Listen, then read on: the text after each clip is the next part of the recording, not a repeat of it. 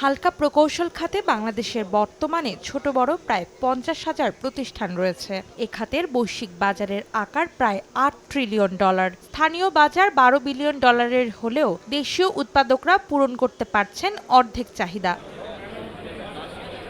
অর্থনীতিকে টেকসই করতে ও হালকা প্রকৌশল খাতের সম্ভাবনা আরও বাড়াতে রাজধানীর তেজগাঁও শিল্প এলাকায় এডিসন প্রাইম ভবনে আয়োজন করা হয় automobile and agro machinery fair 2025। শনিবার সকালে 2 দিনব্যাপী এই মেলার উদ্বোধন করেন শিল্প উপদেষ্টা। উদ্বোধনী অনুষ্ঠানে উপদেষ্টা বলেন, ম্যানুফ্যাকচারিং শিল্পের বিকাশ রপ্তানি বহুমুখীকরণ এবং কর্মসংস্থান সৃষ্টির জন্য অত্যন্ত গুরুত্বপূর্ণ। বাংলাদেশের 3টি অগ্রাধিকার প্রাপ্ত সেক্টর হলো অটোমোবাইলস, এগ্রো মেশিনারি এবং লাইট ম্যানুফ্যাকচারিং, যা আমাদের ম্যানুফ্যাকচারিং শিল্পের বিকাশ, রপ্তানি বহুমুখীকরণ এবং কর্মসংস্থান সৃষ্টির জন্য অত্যন্ত গুরুত্বপূর্ণ।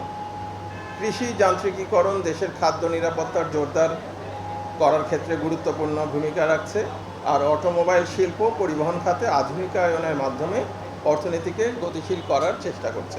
Bangladesh automobiles assembles and manufacturers association ও এগ্রিকালচারাল মেশিনারি ম্যানুফ্যাকচারার্স অ্যাসোসিয়েশন বাংলাদেশের সহযোগিতায় এই প্রদর্শনীর আয়োজন করেছে Bangladesh chamber of industries BCI। Antara Sen, Somoy Sangbad, Dhaka.